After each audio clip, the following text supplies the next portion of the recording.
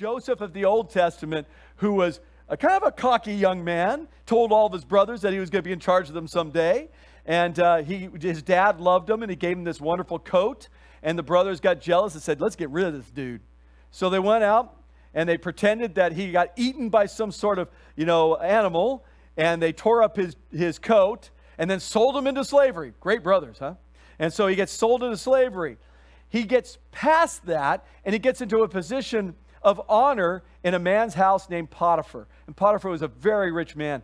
And Potiphar traveled a lot. He's like a businessman, traveled a lot. And when Potiphar traveled, his wife seemed to like Joseph. Said, hey man, he looks pretty good. I want him in bed with me. And she went after him. He said, I can't do that. So then she accused him of rape. He gets thrown into prison. Do you notice the trend here? He gets thrown into prison. And then after that, when he's in prison, he helps a guy to get out of prison. And the guy forgets about him. And so here's Joseph. If you think about that, if you went through that, would you be sitting here, God, you have a plan for me? I know you do. Joseph seemed to do that. Now, was there whining? Sure. Was there demanding? Yes. But most of it was over here with Joseph. And praise God through it.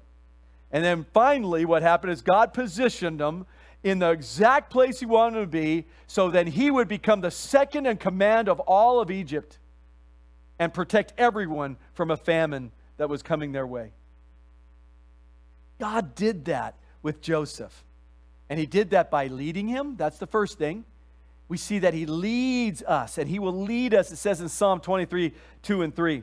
He makes me to lie down in green pastures. He leads me beside the still waters. He restores my soul. He leads me in the path of righteousness for his name's sake. The key is, will we follow it?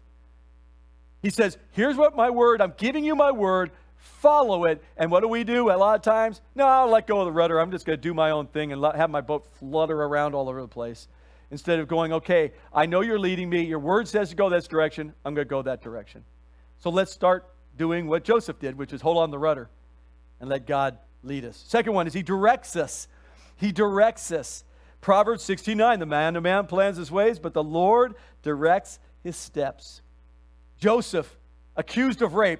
Joseph, sold into slavery. His father thought he was dead. Joseph, who a guy forgot about him when he helped him get out of prison, forgot him in prison. Nope. Joseph continued and understood that God had direction for his life.